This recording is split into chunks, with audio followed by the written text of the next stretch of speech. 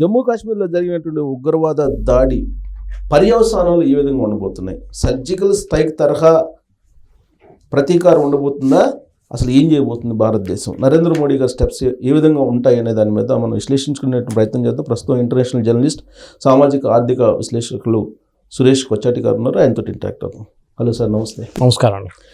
Sir, దురదృష్టకరం లేదా బాధాకరం, 26 మందిని అనవసరంగా ఏ పాపం తెలియనటువంటి వాళ్ళని ఉగ్రవాదులు కాల్చి చంపారు.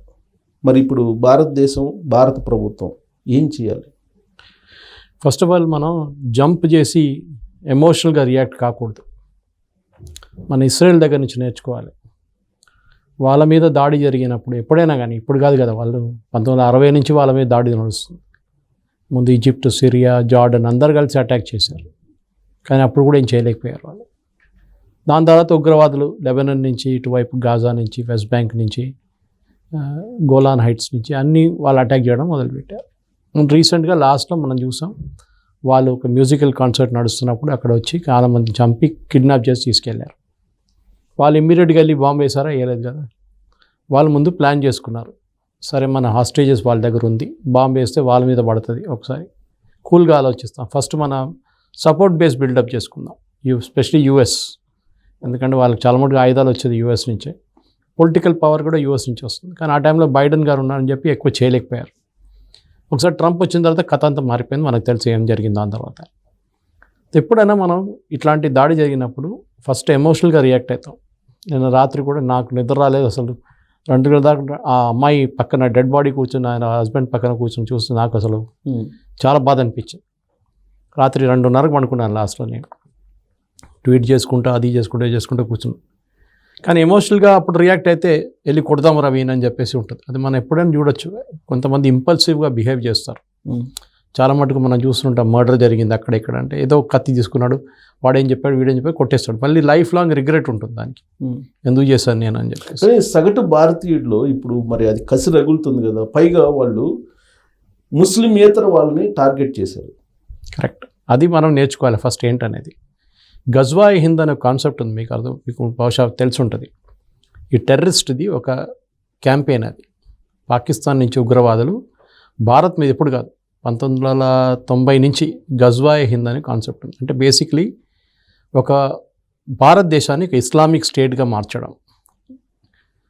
దానికి ఒక టార్గెటెడ్ వాళ్ళ వెపన్ ఏంటంటే ఒకటి పాపులేషన్ పెంచడం. చూస్తున్నాం కర్ణాటకలో వాళ్ళ పాపులేషన్ 5% పెరిగిందంటే, కొంతమంది 10% పెరిగిందంటున్నారు. 97 లక్షల మంది ముస్లిమ్స్ ఉన్నారు కర్ణాటకలో ఇప్పుడు. వాళ్ళ పాపులేషన్ 8 కోట్లు. ఇంత పాపులేషన్ లేకుండా వాళ్ళు, కానీ పెరుగుతుంది. ఒక టైంకి వచ్చేదాకా actually more than half the population వాళ్ళది అయిపోతుంది. అప్పుడు హిందువులు ఏం చేయలేరు. అదొకటి. ఇప్పుడు మన అస్సాంలో చూస్తున్నాం, వెస్ట్ బెంగాల్లో ముర్షిదాబాద్లో చూసాం మొన్న దాడులు జరిగింది. హిందూ ఇంటి మీద ఎంత ఘోరంగా దాడి చేశారు చూడండి. ఎవరైనా రియాక్ట్ అయ్యారా? మన దగ్గర ఉన్న ఎవరైనా మీడియా వాళ్ళు ట్వీట్ చేశారా దాని గురించి? ఏం లేదు. హిందువులే తప్పుపడుతున్నారు దాన్ని కూడా. వకఫ్ బిల్ తీసుకొచ్చారని చెప్పి. Waqf is only one example. దీనికన్నా ముందు సిఏ అజిటేషన్ టైంలో చూసాం మనం. ఇదే ఓవైసీ అప్పుడు కూడా గొడవ చేశారు, మేము ఇక్కడ ఇంప్లిమెంట్ చేయనీయము. కేసీఆర్ కూడా పెద్ద పెద్ద స్టేట్మెంట్ ఇచ్చారు. అప్పుడు ఏమైంది? ఇంప్లిమెంట్ అయింది కదా. వీళ్ళెవరు ఆపడానికి, వీరెవరు. ఇది కూడా అంతే, వకఫ్ కూడా అంతే.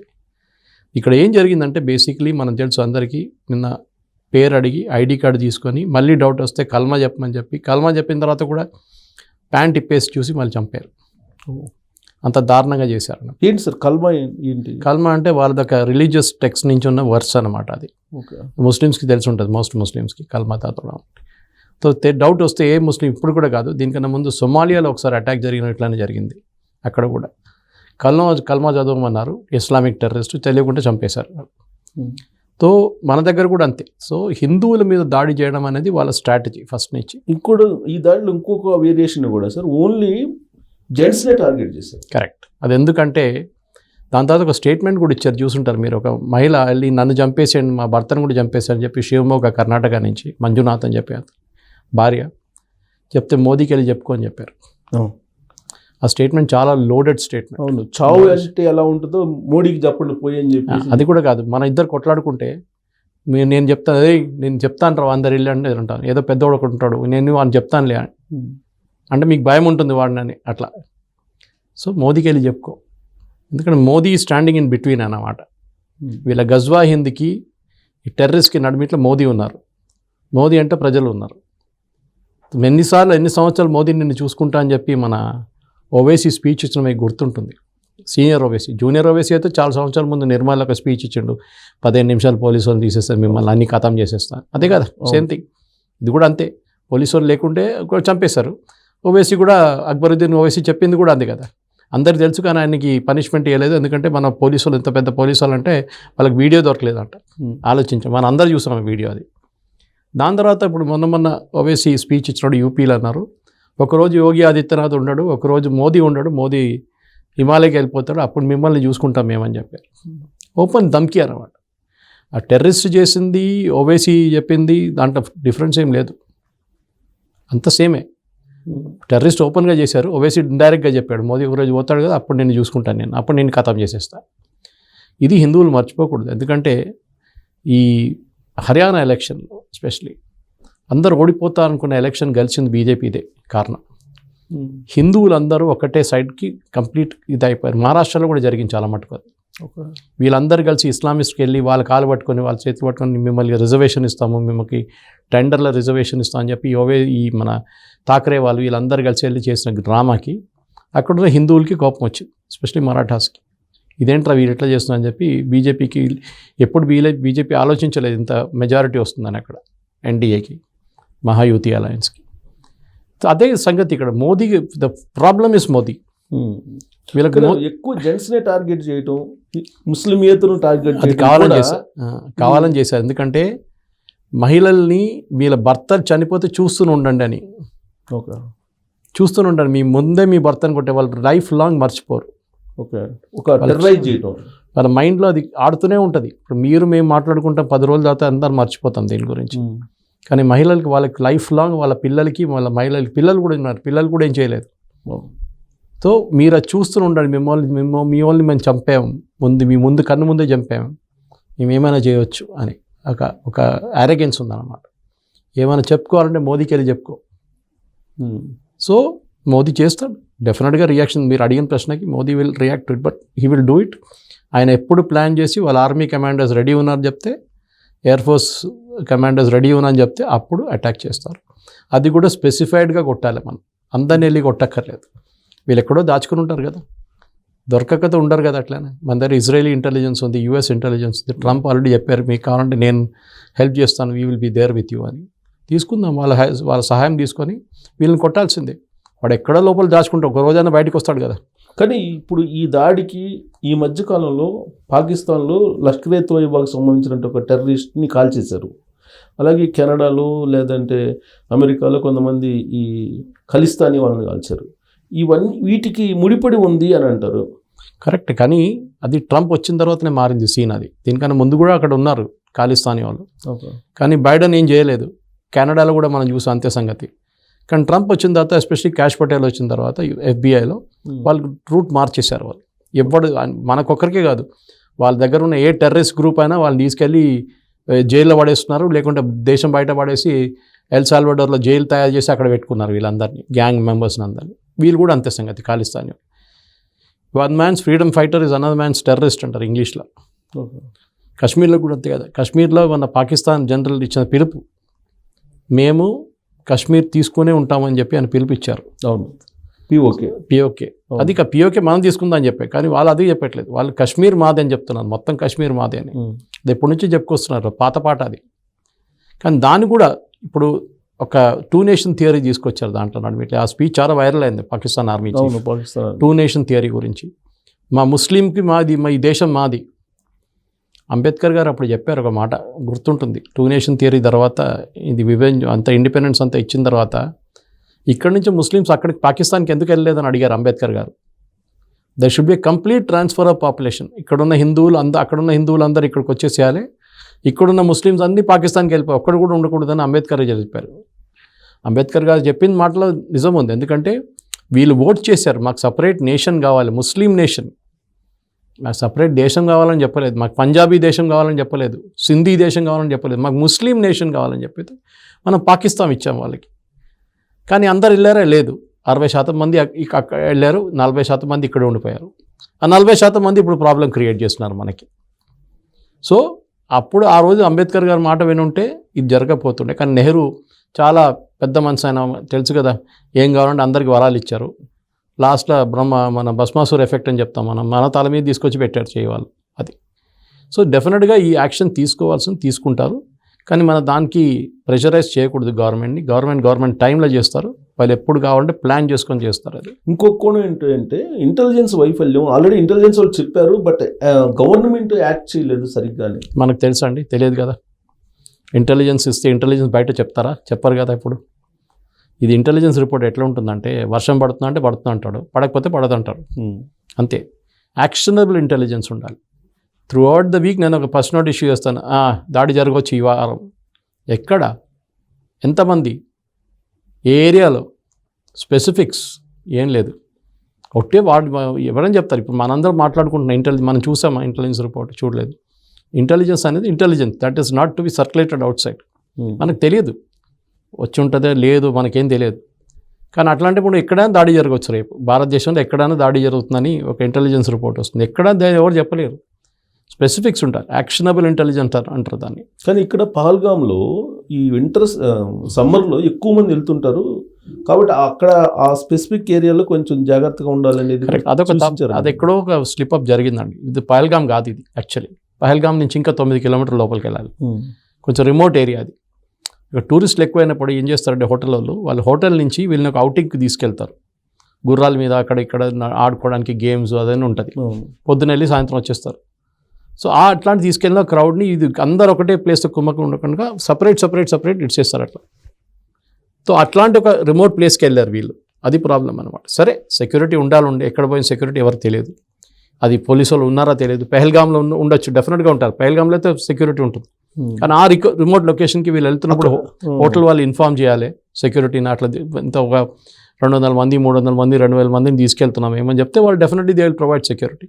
అది చేశారో మనకు తెలియదు. స్టాండర్డ్ ఆపరేటింగ్ ప్రొసీజర్ అంట SOP, అది ఫాలో చేశారో తెలియదు. ఇప్పుడు మన దగ్గర కూడా చూడండి, నక్సలైట్ ఏరియా వెళ్తున్నప్పుడు రోడ్ ఓపెనింగ్ పార్టీ అని ఒకటి ఉంటుంది, ROP. అంటే వీళ్ళు పోలీసు వాళ్ళు మన గ్రే హౌండ్స్ లాంటి స్క్వాడ్ వచ్చే ముందు ఒక 2-3 బండ్లు యాంటీ మైన్స్ డిటెక్ట్ చేయడానికి ఒక రోడ్ ఓపెనింగ్ పార్టీ వెళ్తున్నాడు. వాళ్ళు మైన్స్ ఏమైనా వేసారా అని చూడడానికి. దానికి క్లియరెన్స్ ఇచ్చిన తర్వాతనే వీళ్ళు వస్తారు. ఇట్లానే ఇక్కడ కూడా స్టాండర్డ్ ఆపరేటింగ్ ప్రొసీజర్స్ ఉండే. దట్ ఈస్ అక్కడికి వెళ్ళే ముందు ఎవరైనా చెక్ చేశారా లేదా అని. కానీ మీరు ఎంతమందికి ఎక్కడ సెక్యూరిటీ ప్రొవైడ్ చేస్తారు? లాస్ట్ ఇయర్ 2 కోట్ల మంది వెళ్ళారు. ఈ సంవత్సరం కూడా 2,50,00,000 మంది వెళ్ళారు కాశ్మీర్. మీరు అది కూడా సీజన్లో వెళ్తారు ఎక్కువ. నార్మల్ వింటర్ సీజన్లో ఎక్కువ వెళ్ళారు. ఈ సమ్మర్లో హాలిడేస్ ఉంది, ఇప్పుడు చాలామంది వెళ్ళారు.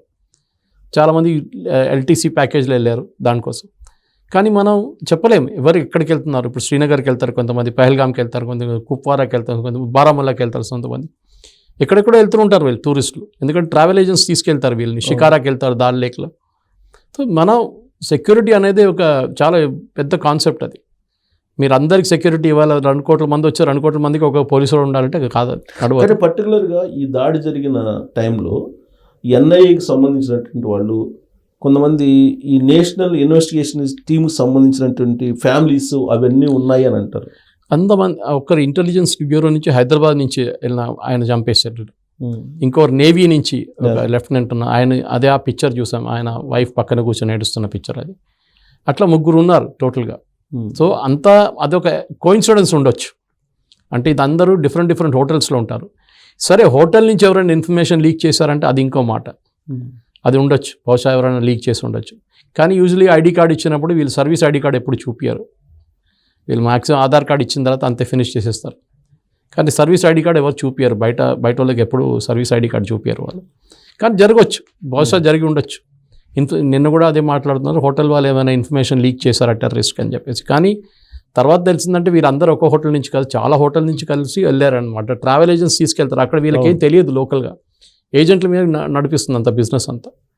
కానీ అక్కడ ఒక మిస్టేక్ జరిగిందంటే డెఫినెట్గా జరిగిందని చెప్పొచ్చు. ఒకటి, ఈ టూరిస్ట్ని తీసుకెళ్ళడానికి స్పెసిఫైడ్ ప్లేసెస్ వీళ్ళు పెట్టుకోవాలంటే అక్కడ సెక్యూరిటీ ప్రొవైడ్ చేయొచ్చు. వీళ్ళు అక్కడ వెళ్ళిపోతే మరి ఎక్కడికి వెళ్తారో ఎవరికి తెలియదు. ముందు దాల్ లేక్లో పాత టైంలో మన్మోహన్ సింగ్ గవర్నమెంట్ టైంలో సాయంత్రం 6 కాగానే ఎవరు రోడ్డు మీద తిరగలేరు దాల్ లేక్ దగ్గర శ్రీనగర్లో. ఇప్పుడు అట్లా కాదు, మొత్తం ఏదో బాంబేలో మన మెరైన్ డ్రైవ్లో నడుస్తున్నట్లు ఉంటుంది, లేక మన ట్యాంక్ బండ్లో నడుస్తున్నట్లు ఉంటుంది. అంత క్రౌడ్ అనమాట. సో న్యాచురల్లీ ఎక్కడో వాళ్ళు ఒక స్ట్రాటజీ వేసుకొని ఉంటారు టెర్రరిస్ట్. ఎందుకంటే ఎప్పుడైనా మనం మర్చిపోకూడదు, ఒక terrorist has B lucky only once. ఒక్కసారి లక్కీ అవుతుంది చాలు ఇట్లా. కానీ 99% మన ఆపి ఉంటారు టెర్రరిస్ట్ అటాక్. మనకు తెలియదు, బయట చెప్పరు.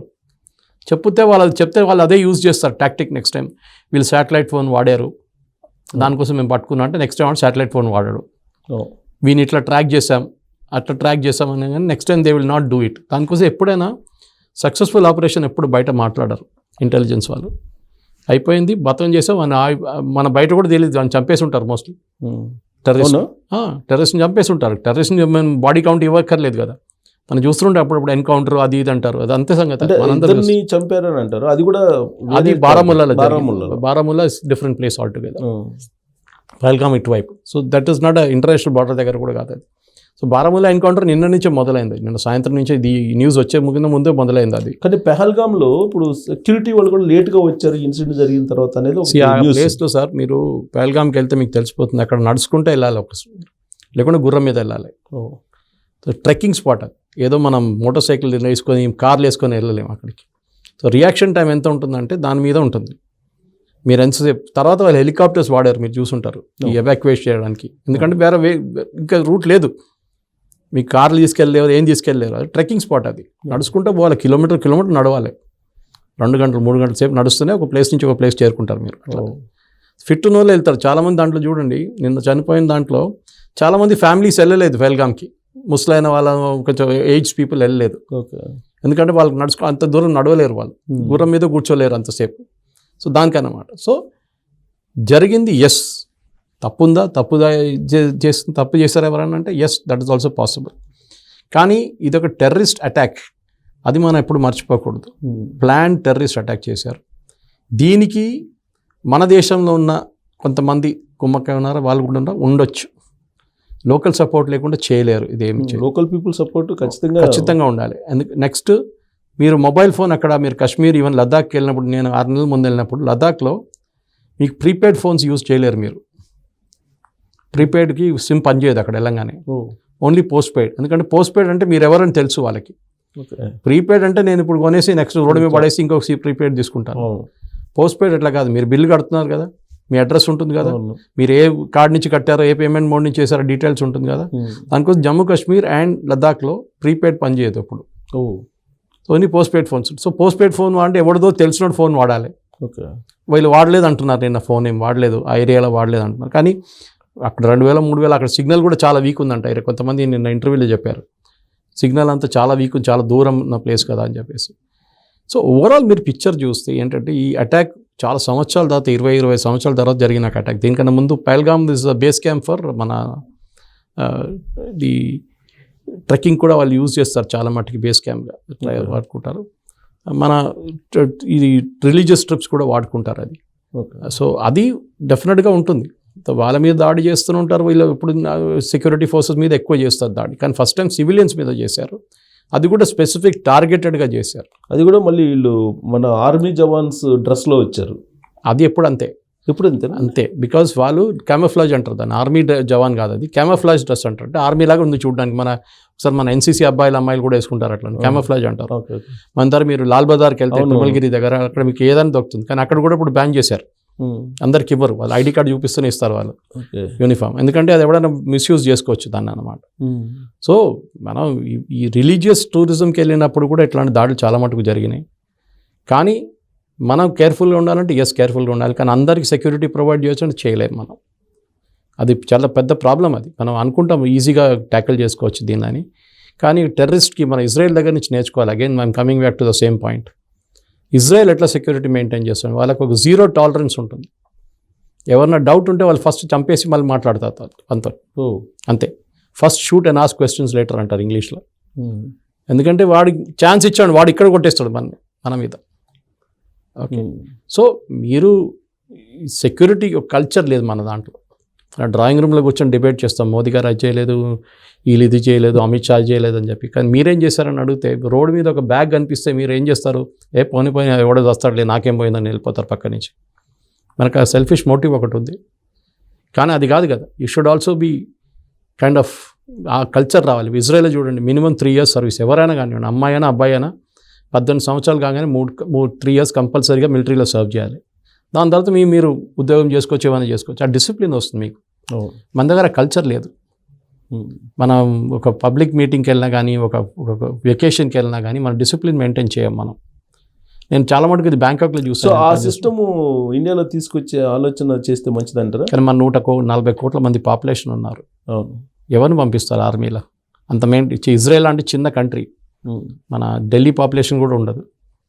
సో అట్లాంటి కంట్రీలో మీరు చేసుకోవచ్చు ఇదంతా. ఈవెన్ యూఎస్లో కూడా కన్స్క్రిప్షన్ ఉంటుంది అప్పుడప్పుడు.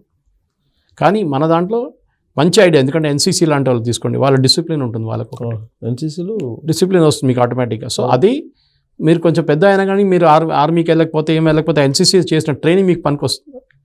ఇంకా డిసిప్లిన్ ఉంటుంది అనమాట. సో ఈ దాడి కూడా ఒక ప్లాన్ జరిగింది, కరెక్ట్ మీరు చెప్పినట్టు. కానీ రియాక్ట్ చేయకూడదు. వాళ్ళు ప్లాన్ చేస్తారు, మోదీ గారికి తెలిసి ఏం చేయాలి, మీరు చెప్పక్కర్లేదు. ఇది ఎట్లయిపోయిందంటే క్రికెట్ మ్యాచ్ చూస్తాం మనం, T20 టీవీ ముందు కూర్చొని ధోనికి చెప్తాం బ్యాటింగ్ ఎట్లా చేయాలని, ఆ సంగతి అన్నమాట. ఇది కాదు, ఇది మోదీ గారికి తెలుసు వాళ్ళ పని ఏంటి, అమిత్ షా గారికి తెలుసు. కానీ వాళ్ళు అత్యవసరంగా సౌదీ నుంచి ఆయన వచ్చారు, అదే ఆయన బయట వెళ్ళారు, అత్యవసరం మీటింగ్ పెట్టుకున్నారు. అదే అంటే కాకపోతే వచ్చేటప్పుడు పాకిస్తాన్ గగనతలం మీద కాకుండా వచ్చారు అని అంటారు. ఎందుకంటే అదంతే, మన ఎయిర్క్రాఫ్ట్ పాకిస్తాన్ ఓవర్ఫ్లై చేయదు ఎప్పుడు కూడా. ఈవెన్ మన కమర్షియల్ ఎయిర్క్రాఫ్ట్ కూడా ఓవర్ఫ్లై చేయదు పాకిస్తాన్ నుంచి. ఎందుకంటే వాళ్ళ మీద డౌట్ ఉంది మనకి, వాళ్ళు ఏం చేస్తారు కొడుకులని. సో పాకిస్తాన్ నుంచి ఓవర్ఫ్లై చేయడం లేదు మనకి, చాలా రేర్ పాకిస్తాన్. సో మనం కొంచెం స్కర్టింగ్ తీసుకొని వచ్చేస్తాం, దాన్ని కొంచెం తిరిగి వస్తాం అనమాట. కొంచెం ఎక్స్టెండెడ్ రూట్లో కొంచెం ఎక్స్ట్రా గంట సేపు పడుతుంది, కానీ that's okay, not a big thing అనమాట. అది మీ జనరల్గా జరిగే ప్రాసెస్. ఎందుకంటే స్పెషల్లీ మోదీ గారి ఎయిర్క్రాఫ్ట్కి యాంటీ మిసైల్స్ అన్ని ఫెసిలిటీ ఉంది ఎయిర్క్రాఫ్ట్లో. సో అంత పెద్ద ప్రాబ్లం కాదు, కానీ ఎందుకు రిస్క్ తీసుకోవాలని. ఓకే, ఇప్పుడు for example Ukraine Russia war నడుస్తుంది కదా, ఆ ఏరియాలో ఎవరు ఓవర్ఫ్లై చేయరు దానిపైనుంచి. ఎవడు కొడితే తెలియదు కదా ఎవడు మిసైల్ కొట్టిండో అని. అది సో అట్లా క్రాష్ కూడా జరిగింది దీనికన్నా ముందు ఒకసారి 2 సార్లు జరిగింది, మలేషియన్ ఎయిర్లైన్స్ ఒకటే. సో కానీ నేను చెప్పాలి ఏంటంటే ఈ పర్టికులర్ ఇన్సిడెంట్ మన ప్రేక్షకులు కూడా అర్థం చేసుకోవాల్సింది ఏంటంటే, ఒక టెర్రరిస్ట్ అటాక్ జరిగింది, ఎస్, దీనిది ఒక పోస్ట్మార్టం ఉంటుంది, ఎందుకు జరిగింది, ఎట్లా జరిగింది అనాలిసిస్ చేస్తారు, వీళ్ళు ఎట్లా వచ్చారు. కానీ నెక్స్ట్ టైం జరుగుతుందా ఇంకా చెప్పలేము. ఎందుకంటే నెక్స్ట్ టైం వీళ్ళు ఇక్కడ రూట్ మార్చి ఇంకెక్కడికి వెళ్తారో చెప్పలేము మనం. కానీ మన ఒకటి రియాక్షన్ ఎట్లా ఉండాలంటే, మనం బాలకోట్లో చేసినట్లు ఉండాలి, కొట్టాలి. కానీ మన దగ్గర ప్రాబ్లం ఏంటంటే, మనం ఏ అటాక్ చేసినా కానీ ప్రూఫ్ అడుగుతారు మన వాళ్ళు. బాలకోట్ కొట్టగానే రాహుల్ గాంధీ అన్నాడు కొన్ని చెట్లు కొట్టారు, ఏం కొట్టలేదు అని. అరవింద్ కేజ్రీవాల్ అన్నాడు సర్జికల్ స్ట్రైక్ ఏం జరగనే లేదా అన్నాడు, నాకు ప్రూఫ్ కావాలన్నా పార్లమెంట్ అడిగారుగా. ఒసామా బిన్ లాడన్ని చంపినప్పుడు యుఎస్ ట్రూప్స్ వెళ్ళి పాకిస్తాన్లో ప్రూఫ్ అడిగారు ఎవరైనా? యుఎస్లో అడగలేదు కదా. వాళ్ళకు కూడా ఆపోజిషన్ పార్టీస్ ఉన్నాయి కదా, అడగదు. కొన్ని రీజన్స్ ఉంటుంది, అడగకూడదు. ఇజ్రాయెల్ వెళ్ళి దాడి చేస్తారు ఎక్కడ, గాజాలో కానీ మిగతా ప్లేస్లో కానీ, ఇజ్రాయెల్ ఆపోజిషన్ పార్టీ లీడర్ అడిగాడా నాకు ప్రూఫ్ కావాలని అడిగాడా? మన దేశంలో ఉంది ఇది, డెమోక్రసీ కొంచెం ఎక్కువైపోతే ఇదే ప్రాబ్లం అనమాట. ఈ క్వశ్చన్లు అడగడం ఎందుకండి, మీకు నేషనల్ సెక్యూరిటీ ఇష్యూ ఉన్నప్పుడు ఎందుకు క్వశ్చన్లు అడగడం? ఇదేనా ఇప్పుడు అమర్నాథ్ ట్రిప్ స్టార్ట్ అవుతుంది ఇప్పుడు, దాని start point is Pahalgam base camp. Already June 5th అక్కడ స్టార్ట్ అవుతుంది అది. సో మీరు దానికే సెక్యూరిటీ పెడతారు, ఆ టైంలో సెక్యూరిటీ ఎక్కువ ఉంటుంది. ఎవ్రీ 50 meters ఒక ఆర్మీ లేకుండా సిఆర్పిఎఫ్ వాళ్ళు ఉంటారు. కానీ అది కాదు కదా, ఆ కల్చర్ మీరు డెవలప్ చేయలేదు ఇంకా. ఎస్పెషల్లీ పాకిస్తాన్ నుంచి వచ్చే ఉగ్రవాదులు, వాళ్ళకి రూల్స్ లేదు, రెగ్యులేషన్స్ లేదు. వాళ్ళకి టెర్రరిస్ట్ అంతే కదా, అంతే, టెర్రరిస్ట్ రూల్స్ రెగ్యులేషన్స్ లేవు. మనం చేయలేం కదా, మనం కొడితే హ్యూమన్ రైట్స్ అంటాడు, మీరు సివిలియన్ కొట్టేసిండు, మీరు ఆర్మీ టెర్రరిస్ట్ అని చెప్పి జరగవచ్చు, తప్పులు ఎప్పుడైనా జరుగుతుంది. కానీ కల్చర్ని మనం ప్రొటెక్ట్ చేయలేము. మన ఆర్మీ వాళ్ళని ఎప్పుడు మనం ప్రొటెక్ట్ చేయరు, మన వాళ్ళు అప్పుడు విడిచేస్తారు, పోతే పోయింది వాడు జావని అని చెప్పేసి. అది so that culture has to change. ఎందుకంటే ఈ జరిగిన ఇన్సిడెంట్ కూడా మీరు అనలైజ్ చేస్తే, చాలా కూల్ మైండ్గా కూర్చొని అనలైజ్ చేస్తే, దీంట్లో తప్పులు చాలా జరిగినాయి. నేను చెప్పినట్ల ఫస్ట్ ఆఫ్ ఆల్ ఈ హోటల్ వాళ్ళకి ఒక రూల్ ఉండాలి, స్టాండర్డ్ రూల్. మీరు ఎవరిని ఎక్కడికి తీసుకెళ్తున్నారు ఇన్ఫార్మ్ చేయండి. దీనికన్నా ముందు కూడా రియాసీ అనే ఒక ప్లేస్లో ఒక అటాక్ జరిగింది హిందువుల మీద, మీకు గుర్తుంటుంది. మన వైష్ణోదేవికి వెళ్ళి ఒక బస్సు మీద దాడి చేశారు, చాలా మంది చనిపోయారు, 8-9 మంది చనిపోయారు. సో అది మర్చిపోయాం మనం. ఇప్పుడు బస్సు మీద జరిగింది, అప్పుడేమంటారు బస్సుకి సెక్యూరిటీ మీరు ఇవ్వలేదంటారు. ఎన్ని బస్సులకు సెక్యూరిటీ ఇస్తాం మనం? సెక్యూరిటీ ఇస్తే కూడా బయట నుంచి ఫైర్ చేసే ఉన్నోడు లోపల ఉన్న ఎట్లా వస్తాడు. మన రూట్ కాజ్ తీసేసేయాలి ఫస్ట్. చెట్టుని వేరు నుంచి మొత్తం తీసేసేయాలి. చెట్టు కొడితే కాదు, చెట్టు మళ్ళీ పెరుగుతుంది. We should remove from the route అనమాట. కానీ అంత ఈజీ కాదు. ఇజ్రాయెల్ ఇన్ని సంవత్సరాల నుంచి ఇంత టెక్నాలజీ పెట్టి చేసినా కానీ ఇప్పుడు కూడా హమాస్ మీద వాళ్ళు కలవలేకపోతున్నారు. Same thing with Lebanon. ఎందుకంటే టెర్రరిస్ట్ ఏం చేస్తుండే, ఒకరు పోయితే 10 మంది వస్తారు. వాళ్ళ రిక్రూటింగ్ గ్రౌండ్ అంత పవర్ఫుల్ ఉంటుంది. అండ్ దానికి వాళ్ళకి మోటివేషన్ రిలీజియన్. వాళ్ళకి హిందువులు ఉండకూడదు, హిందువుల్ని చంపేసేయండి అంటే అదొక మెయిన్ మోటివేషన్ పెట్టి వాళ్ళు వస్తారు. అలా మరో కాన్సెప్ట్ కూడా ఏంటంటే, ఎవరైనా సరే ఇప్పుడు లాస్ట్ టైం బిల్ క్లింటన్ వచ్చినప్పుడు ఇలాంటిది జరిగింది, ఇప్పుడు ఏమో వాన్స్ వచ్చినప్పుడు జరిగింది. ఇది కరెక్ట్ కోఇన్సిడెన్స్ కాదు అది డెఫినెట్గా. ఎందుకంటే వీళ్ళకి మ్యాక్సిమం పబ్లిసిటీ ఉంటుంది. వ్యాన్స్తో సహా మొత్తం ఒక టీం వచ్చి ఉంటారు మీడియా వాళ్ళు. క్లింటన్ వచ్చినప్పుడు దానికన్నా పెద్ద టీం వచ్చింది, ఇంటర్నేషనల్ మీడియా. హైదరాబాద్ కూడా వచ్చారు అప్పుడు ఆయన. సో ఇంటర్నేషనల్ మీడియాకి అటెన్షన్ వచ్చేసింది ఇమీడియట్గా. ఈ వైస్ ప్రెసిడెంట్ వ్యాన్స్ జైపూర్కి వెళ్ళి మళ్ళీ ఆగ్రాకి వెళ్ళి ఆ ట్రిప్ అంతా ఇప్పుడు ఫోటోలు కూడా కనిపించదు మీకు ఇవాళ. ఫోటోలు ఇక్కడ ఉంటుంది. వీళ్ళందరూ ఈ రిపోర్టింగ్ మీద పడిపోతారు. వాళ్ళకి కావాల్సింది అది అటెన్షన్ ప్లే చేసి. అది న్యూయార్క్ టైమ్స్లో, అక్కడ వాషింగ్టన్ పోస్ట్లో అన్నిట్లో వస్తుంది. వాళ్ళు ఏమంటారు మిలిటెన్స్. ఇవాళ వచ్చింది న్యూయార్క్ టైమ్స్, చాలా మంది కరెక్ట్ చేశారు. వాళ్ళు మిలిటెన్స్ కాదరా బాబు, టెర్రరిస్ట్. వాళ్ళు మనుషులు చంపిన వాళ్ళు మిలిటెన్స్ అన్నారు. మిలిటెన్స్ అంటే వారు డైరెక్ట్ ఫైట్ చేసుకోవాలి ఆర్మీతో. ఇది ఎవరు బందూకు లేని ఎవరు లేని మనుషుల్ని చంపడం ఏంటో ఎంత పెద్ద. వేరే డ్రెస్లో వచ్చి అది సరే, అది కూడా ఇంకోటి వేరే డ్రెస్సులు రావడం అది నార్మల్. అది ఫ్యాన్సీ డ్రెస్ కాంపిటీషనే కదా వాళ్ళకి అది. కానీ మనది కాదు కదా. మన దగ్గర నువ్వు దమ్ముంటే డైరెక్ట్ మా ఆర్మీ వాళ్ళతో ఫైట్ చేయరా, అప్పుడు చూపిస్తారు అలా ఏం నువ్వు ఎట్లా ఉంటావు, నువ్వేం చేయగలవు, మేమేం చేయగలం అని. కానీ ఇప్పుడు చేయాల్సింది సింపుల్గా వీళ్ళ లీడర్షిప్ని కొట్టాలి. అది మనం ఇజ్రాయెల్ నుంచి నేర్చుకోవాలి. అగైన్ హనియాని, మన నస్రుల్లా వీళ్ళందరినీ కొట్టారు కదా ఇజ్రాయెల్. కంప్లీట్ లీడర్షిప్ తీసేశారు. టాప్ లీడర్షిప్ లేరు ఇప్పుడు. హమాస్కి లేరు, అక్కడ లెబనాన్లో హజ్బుల్లాకి లేదు. కంప్లీట్గా వైప్అవుట్ చేసేసారు. మనం కూడా అదే చేయాలి. ఎందుకంటే వీళ్ళు అంటారు మా దగ్గర లేరు వీళ్ళు అని చెప్తారు. మంచిదే కదా. ఇప్పుడు లష్కరే తోయిబా అనేది అసలు లేదంటారు కదా. సో అక్కడ చంపేస్తే మళ్ళీ మీరే అన్నారు కదా లేదని చెప్పి, మళ్ళీ ఎందుకు వస్తున్నారు మీరు? టీఆర్ఎఫ్ అనేది ఒకటి మళ్ళీ కొత్తగా వీళ్ళని వాడిని చంపారు, మీరు వాడిని చెప్పారు, మేము చెప్పలేదు, మీరే అన్నారు కదా లేరని చెప్పి. అట్లా మనిషి లేడు అన్నారు, మళ్ళీ ఎట్లా చేసి చచ్చిపోవడం, మనిషి లేనిపోయిన మనిషి ఎట్లా చచ్చాడు? అదనమాట logic. So this should be the strategy. లీడర్షిప్ని కొట్టండి. మీరు ఎంతైనా పైనుంచి చెట్టు కొడితే కూడా మళ్ళీ కొత్త కొత్త టెర్రరిస్ట్ వాళ్ళు వస్తారు. కానీ మీరు ఒకసారి లీడర్షిప్ని కొట్టారనుకోండి కింద నుంచి, అక్కడి నుంచి మొత్తం వెళ్ళిపోతుంది ఆర్గనైజేషన్. కంప్లీట్గా పోదు, అది టైం పడుతుంది. రెండోది పాకిస్తాన్ మీద ప్రెషర్ పెట్టడం. FATF అని చెప్పి వాళ్ళ ఫైనాన్షియల్ టాస్క్ ఫోర్స్ ఒకటి ఉంది, ఈ టెర్రరిజం ట్రాక్ చేయడానికి డబ్బులు ఎక్కడి నుంచి ఎక్కడికి వస్తున్నాయనేది. దాన్ని ఇప్పుడే బయటపడ్డారు పాకిస్తాన్. మళ్ళీ వాళ్ళని దాంట్లో ఇంక్లూడ్ చేయమని చెప్పాలి. అది కూడా టెర్రరిస్ట్ స్పాన్సరింగ్ నేషన్ అని పెట్టాలి వీళ్ళ మీద. అది కూడా ఒకటి ఉంది. సో మనం కూడా సౌదీ అరేబియా లాంటి కంట్రీస్, మనతో చాలా ఫ్రెండ్లీ ఉన్న కంట్రీస్ని వాడుకొని ఈ పాకిస్తాన్ని కంప్లీట్గా ఐసోలేట్ చేయాల్సి వస్తుంది. కానీ పాకిస్తాన్ ఇప్పుడు ఏం చెప్తుందంటే, వాళ్ళ రక్షణ మంత్రి అది ఇంటర్నల్గా ఇండియాలో ఉండేటువంటి క్లడ్జెస్ కారణంగా ఏర్పడింది, మణిపూర్లో లేకపోతే నాగాల్యాండ్, ఛత్తీస్గఢ్ ఇవన్నీ అంశాలు చెప్తున్నారు. అదంతా వాళ్ళ కంట్రీలో with in the country unrest కారణంగా జరిగింది. అన్రెస్ట్ కారణంగా హిందువుల పేరు అడుగుతారా? ఛత్తీస్గఢ్లో నక్సలైట్స్కి దీనికి సంబంధం ఏముంది? మణిపూర్లో క్రిస్టియన్ 2 డినామినేషన్స్ పెట్టి కొట్టుకుంటే మనకేం పోయింది? దీనికేం సంబంధం ఉంది?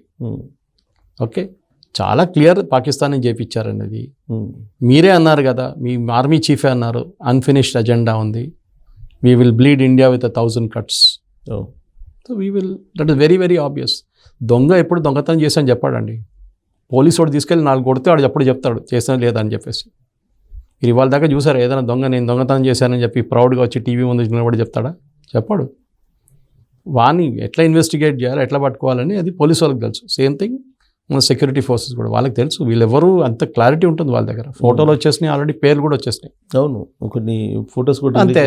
రేపు వాడిని ఖతం చేస్తే కూడా ఎవరు అన్నారు మాట్లాడరు. అవి పోయిందా లేదా వాడిని ఎత్తుకపోయి అక్కడ క్యాంప్లో పెట్టుకొని కొట్టి మొత్తం డీటెయిల్స్ అంతా బయట తీస్తారు వాళ్ళు. ఇదంతా మన ఫోర్సెస్కి తెలుసు, చాలా వాళ్ళు చేస్తూనే ఉంటారు. కానీ మన కన్ను మూసుకోవాలి అంతే. గతంలో ఎప్పుడు కూడా టెర్రరిస్ట్ అటాక్లు జరిగినా కానీ పోయి మీ ప్రధానమంత్రి చెప్పు లేదంటే చాలా లేదు కదా, ఈసారి నరేంద్ర మోడీకి చెప్పుకోండి పోయి అని.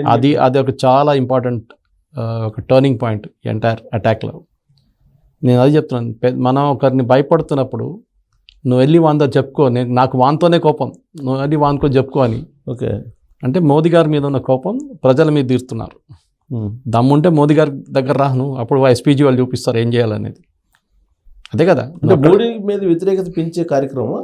అదే ఆబ్వియస్ పర్సనల్గా వాళ్ళకి మోదీ నడిమిట్లో మోదీ ఉన్నారు. మాకు ఇండియా కాదు మోడీ టార్గెట్. మాకు మోదీ టార్గెట్, ఎందుకంటే మోదీ మమ్మల్ని ఆపేస్తున్నాడు, ఏం చేయనట్లేదు. టెర్రరిజం, కాశ్మీర్ మొత్తం 370 తీసేసాడు, అన్ని 35 తీసేశాడు. సో మోదీ మీద ఉన్న కోపం అది ప్రజల మీద చూపిస్తున్నారు. మోదీ లేరనుకోండి మొత్తం కంప్లీట్ వాక్ ఓవర్ చేసుకుంటారు వాళ్ళు. రాహుల్ గాంధీ లాంటి వాళ్ళు ఉంటాయి, అమ్మేసుకుంటారు వాళ్ళు, దేశంలో అమ్మేసుకుంటారు వాళ్ళు. మోదీ అది చేయనట్లేదు, అది వాళ్ళ కోపం. కానీ ఈసారి మేము మీకు అండగా ఉంటాము, మీరు ఏమనుకుంటే అది చేయండి అని చెప్పి మల్లికార్జున ఖర్గే తర్వాత రాహుల్ గాంధీ వీళ్ళందరూ చెప్పారు కదా. అది వారం చెప్తారండి, దాని తర్వాత మళ్ళీ వాళ్ళు పాట మాస్తారు. ఇంటెలిజెన్స్ ఫెయిల్యూరు అదే అన్నీ ఉంటుంది. మీరు ముస్లిమ్స్ని టార్గెట్ చేస్తున్నారు, మళ్ళీ వస్తుంది. ఇప్పుడు ఈ మూడ్లో వాళ్ళు చెప్తే అందరు కలిసి కొడతారు. ఇప్పుడు నేను ఆల్రెడీ రాబర్ట్ వాద్రా చెప్పాను ఒక వీడియోలో, ఏనైతే అని చూసాను ఇప్పుడు నేను ట్విట్టర్లో. చెప్పేస్తున్నాడు మీరు హిందుత్వం అని చేస్తున్నారు, దానికోసం వాళ్ళ కోపం వచ్చి వాళ్ళు చంపేశారు హిందువులని. ఆలోచించండి. గాంధీ ఫ్యామిలీ, నెహ్రూ గాంధీ ఫ్యామిలీలో మనిషి ప్రియాంక వాద్రా వాళ్ళ హస్బెండ్ ఇది చెప్తున్నారు. ఇక వాళ్ళు ఎందుకు చేశారు ముస్లిం టెర్రరిస్ట్ అంటే, మీరు హిందుత్వం అని చెప్తున్నారు, దానికోసం మీ హిందువులు ఏదో చేస్తున్నారు, ముస్లిమ్స్ మీద దాడి చేస్తున్నారు, దానికోసం వాళ్ళు వచ్చి హిందువులు చంపారంట. సో ఇట్లాంటి పొలిటీషియన్స్ అందరు ఉన్నారు. మనకి బయట పాకిస్తాన్ అక్కర్లేదు, మన దేశంలో ఉన్నారు ద్రోహులు. అది కొన్ని ఎగ్జాంపుల్స్ అన్నమాట ఇదంతా. ఈ రాహుల్ గాంధీ పాట మాస్తారు వారం తర్వాత. మోదీ తప్పు, ఇంటెలిజెన్స్ ఫెయిలియర్, అది ఇది, మోదీ ఏం చేయలేదు, ప్రెజర్ పెడతాడు. మోదీ ఏం చేయలేదు చూడండి, వారం అయింది. అరే బాబు, వాడు ఎవడో ఎక్కడ దాచుకున్నాడు, వాడిని ఫస్ట్ పట్టుకుందాం. వాడు లీడర్ అవ్వడం తెలుసు, వాడు ఎక్కడ కూర్చొని బయట సోఫా వేసుకొని కూర్చోడు కదా, మన ఎక్కడ మొత్తం దేవులాడ్స్ వస్తుంది ఎక్కడున్నాడు. దాని తర్వాత వాడిని కొట్టేది, వాడికి ఉన్న సెక్యూరిటీ చూసుకోవాలి, మన చుట్టుపక్కల ఎవడున్నాడు చూడాలి, వాడికి ఏంటి ఎయిర్ కవర్ ఏమి ఇస్తారు చూసుకోవాలి. చూసిన తర్వాత కొట్టాలి, వాళ్ళని కొడతాం, డెఫినెట్గా కొడతాం. వాళ్ళు ద ప్రాబ్లమ్ ఈజ్, మీరు ఇవాళ హఫీజుల్ సయద్ తీసేస్తే కొత్త లీడర్ రేపు ఒకటి తయారవుతాడు, అంతే కదా, పేరు మార్చేస్తాడు. So but you have to remove the root cause. ఇజ్రాయెల్లో చూసారు కదా, హనియా పోయిన తర్వాత కొత్తవాడు ఒకటి వచ్చిండు, పాపం 24 గంటలు కూడా చైర్లో కూర్చొని వాడిని కొట్టేస్తారు. మళ్ళీ భయం, ఇప్పుడు కొత్తవాడు పేరు చెప్పడానికి భయం వాళ్ళకి, ఇప్పుడు చెప్పట్లేదు కొత్త లీడర్ ఎవరని. ఆ టైప్లో తీసుకురావాలి. ఇజ్రాయెల్ నుంచి నేర్చుకోవాలి. మనకి ఇజ్రాయెల్కి ఒక కామన్ ఎనిమీ సెట్స్ ఉన్నారు, వాళ్ళకి ఇంటర్నేషనల్ లెవెల్లో పెద్ద పెద్ద కిలాడీలు అక్కడ ఉన్నారు, హెజ్బుల్లా కానీ, హమాస్ కానీ, హుతీలు కానీ, వీళ్ళందరూ. మన దగ్గర లష్కర్ తోయిబా, జైషే మహమ్మద్ ఇట్లాంటి వాళ్ళు ఉన్నారు.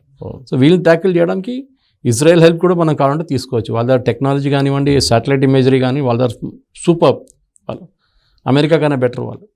సో వాళ్ళ దగ్గర హెల్ప్ తీసుకోవచ్చు.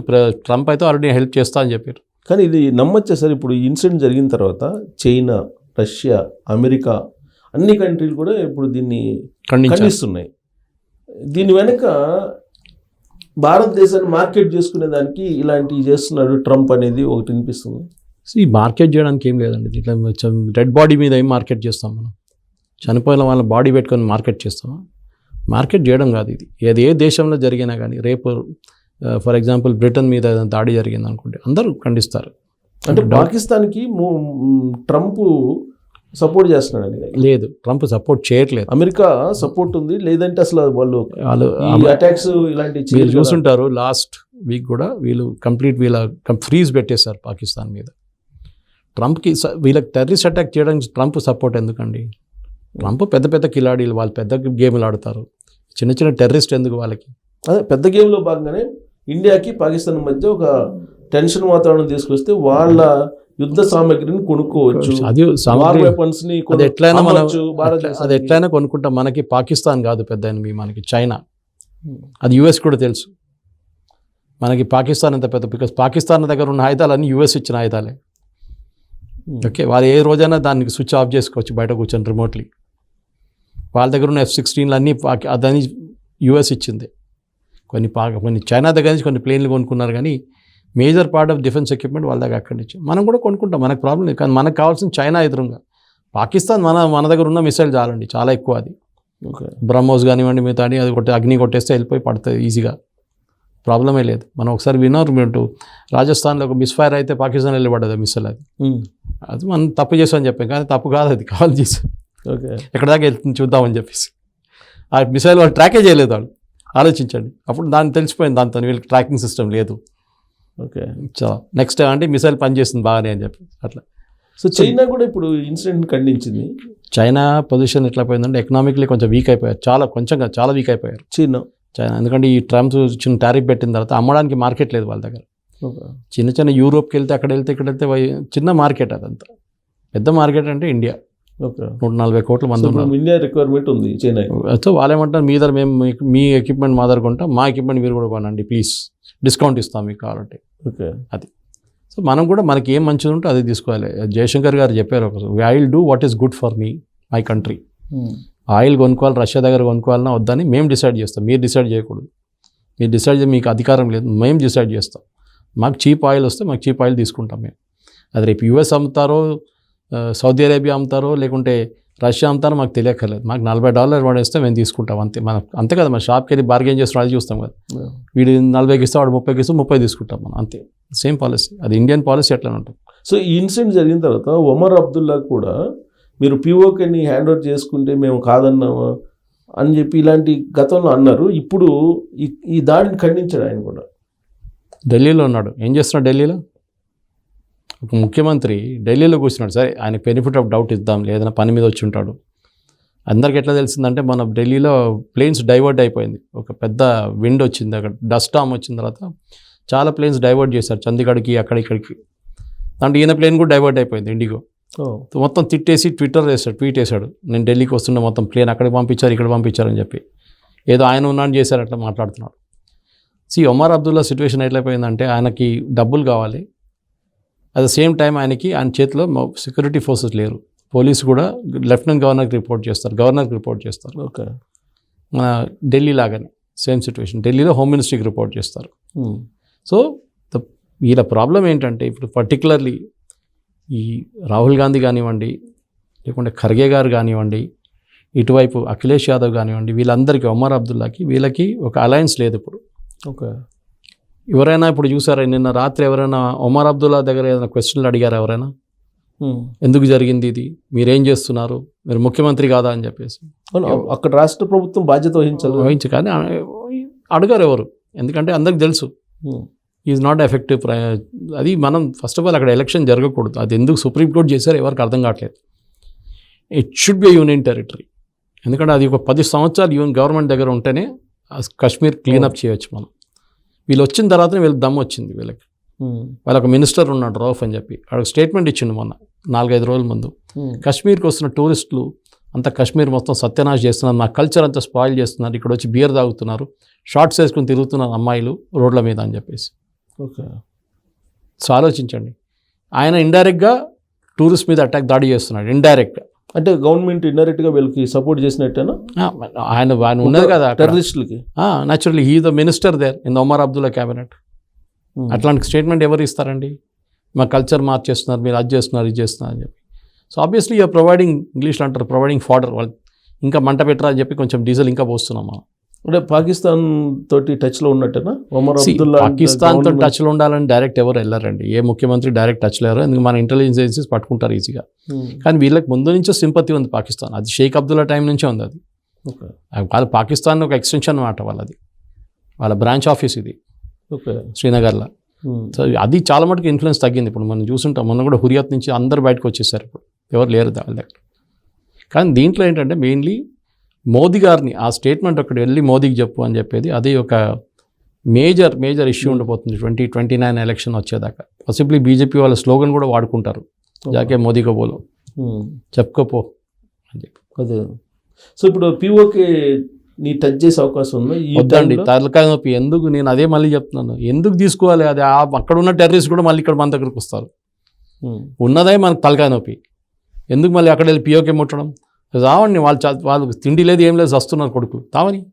పిఓకే తీసుకొని మనం ఏం చేసుకుంటాం? మన గిల్గిట్ బాల్చిస్తాన్ ఇవ్వని చెప్పండి, అక్కడ చాలా రిచ్ మినరల్స్ ఉన్నాయి, అది మంచిగా ఉంటుంది.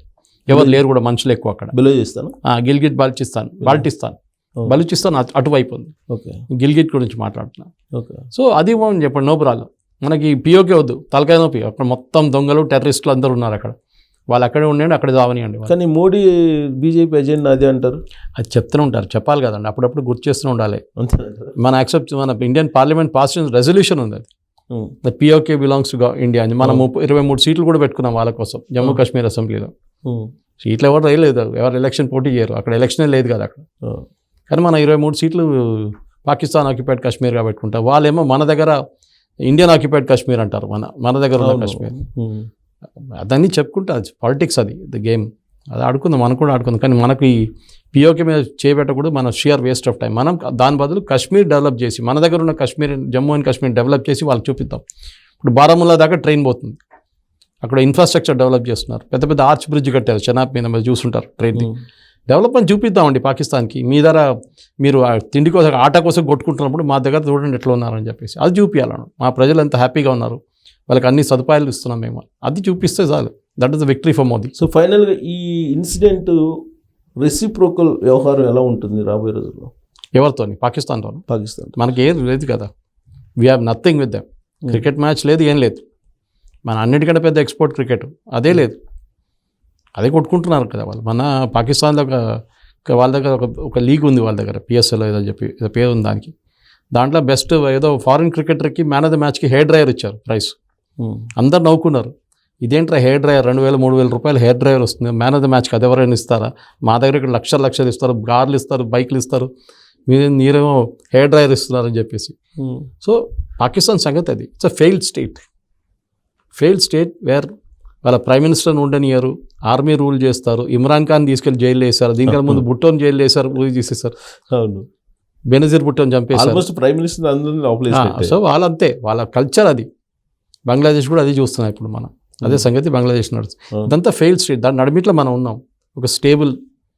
అండ్ దట్ ఈస్ వేర్ మోదీకు జాకే బోలో అనేది చాలా ఇంపార్టెంట్. పాసిబ్లీ 2029 ఎలక్షన్ కూడా అయిపోయినట్లే ఇప్పుడు. సో ఏంటి దీని రిప్లికేషన్స్ ఎలా ఉండబోతున్నాయి? ఎక్కువ ఏమి ఉండదండి, అదంతా మనం డీల్ చేసుకోవాల్సిందే. మనం ఎక్కువ లొల్లి చేసి నేను చంపుతా, నేను కొడతా అని చెప్పకుండా చేయాల్సింది మెల్లగా చేసుకొని గమ్మున కూర్చోవాలి అంతే తప్ప. రేపు కనిపించకపోతే, రేపు ఆఫీసుల సాయిత్ కనిపించకపోతే మాకేం తెలుసు ఎక్కడ పోయింది, మాకు తెలియదు అని చెప్పాలి. బహుశా వాడు ఇండియాలో ఉండాలి, అట్లా మనం తీసుకొచ్చి ఇక్కడ పెట్టుకోవాలి మనం. అది so that is what I'm saying. Maturity ఎట్లా ఉంటుందంటే కొంచెం, అది కూడా ఇంటర్నేషనల్ డిప్లొమసీలో చాలా మెచ్యూర్గా బిహేవ్ చేయాలి. కానీ కొంతమంది మన దగ్గర, మన ఇండియన్స్ ఆర్ ఎమోషనల్ బేసిక్లీ. అవును, అరే వాడు కొట్టిండు, మన 25 మంది చంపి మనం చెప్పాలి వాళ్ళు. రేపు అదే కదా సోషల్ మీడియాలో ఇప్పుడు రేపు పొద్దున డైనమిక్ అంటారు, ఏం చేస్తున్నాడు అని. అది అజిత్ దోవల్ డైనమిక్ అంటే అజిత్ దోవల్ వెళ్ళి ఒక బాంబు వేయడం కాదు అది. ఇక్కడ పాకిస్తాన్లో వాళ్ళు తయారుగా కూర్చున్నారు. ఇప్పుడు మనం ఒకటేస్తే 10 వేస్తారు వాళ్ళు మన మీద. మనం రెడీగా ఉండాలి. But that doesn't mean Pakistan will get away. వాళ్ళు రెడీగా ఉన్నప్పుడు ఏం చేయకూడదు. వాడు వారం తర్వాత 10 రోజుల తర్వాత వాడు బోర్ కొడుతుంది, ఏమో ఇదేంటో వీళ్ళు బాంబు వేయట్లేదు, ఏం చేయట్లేదు అని చెప్పి వాళ్ళు రిలాక్స్ అవుతారు. అప్పుడు కొట్టాలి. అది కూడా వాళ్ళు ఆర్మీని కొట్టక్కర్లేదు, మనకు ఆర్మీతో సంబంధం లేదు. పాకిస్తాన్ టెర్రరిస్ట్ని కొట్టాలి. కానీ ఇప్పుడు సోషల్ మీడియాలో ఒక పోస్ట్ బాగా వైరల్ అవుతుందండి. వాళ్ళు ఏదో కరాచీ సదరన్ ఈ వైమానిక క్యాంపు నుంచి బోర్డర్స్కి ఏదో, అది నార్మల్ డ్రిల్ అండి. అది ఎప్పుడైనా, నిన్న రాత్రి అవాక్స్ తిరిగింది, వాళ్ళ ఎయిర్బోర్న్ వార్నింగ్ సిస్టమ్ తిరుగుతుంది నిన్న, పైనుంచి కింద నుంచి. ఇప్పుడు మనం అప్పుడు అభినందన్ కేసు టైంలో మీకు గుర్తుంటుంది, బాలాకోట్ చేసినప్పుడు మనం ఒకవైపు ఎయిర్క్రాఫ్ట్ అని కరాచీకి పంపించాం, ఇంకో వైపు బాలాకోట్కి వెళ్ళి వాళ్ళు బాలాకోట్ పట్టుకోలేదు. వాళ్ళు అసలు వాళ్ళకి తెలియదు బాలాకోట్ వైపు పోయిందని. మనం మొత్తం జామ్ చేసి పడేసాం వాళ్ళ రాడార్ని. సో ఇదంతా వాళ్ళ యూజువల్ డ్రామా వాళ్ళది. ఇప్పుడు మన ఎయిర్క్రాఫ్ట్ ఎట్లా ఉందంటే, రఫాల్ ముందట్లా కాదు. మనం ఈ లాస్ట్ టైం జరిగినప్పుడు, బాలాకోట్ జరిగినప్పుడు మన పాకిస్తాన్ ఎంటర్ చేయాల్సి వచ్చింది, పాకిస్తాన్ ఆక్యుపైడ్ కాశ్మీర్. కానీ ఈసారి ఎంటర్ చేయక్కర్లేదు. మనం బాలాకోట్ యాజ్ అన్ ఎగ్జాంపుల్ తీసుకుంటున్నాం. మన ఉన్న రఫాల్కి షూట్ అండ్ స్కూట్ ఉంది, 350 నుంచి 500 కిలోమీటర్ దూరం దాకా కొట్టచ్చు మిసైల్. బార్డర్ దాకా వెళ్ళి లాటిట్యూడ్ లాంజిట్యూడ్ వేసేసి పంపించేసి రిటర్న్ వచ్చేసేయాలి. అది అప్నే పోతూనే ఉంటుంది మిసైల్. ఓకే, అది అప్నే అడ్జస్ట్ చేసుకుంటూ వెళ్ళిపోతుంది అది. అదనమాట. సో డెఫినెట్గా భారత్ గవర్నమెంట్ ఏం చేయాలి చేస్తారు. మనం కూడా we need not get worked up. Modi గారికి తెలుసు ఆయన రెస్పాన్సిబిలిటీ అనేది. ఏదో చిన్నపిల్లలు కొట్లాటేలా కాదు ఇది. వాడు కొట్టి నేను వాడిని కొడతా, అది కాదు. We will handle it quietly. తెలియకుండా తెలిసినప్పుడు మోదీ గారు చెప్తారు ఇట్లా చేసాం మేము అని చెప్పి. Right sir, thank you very much.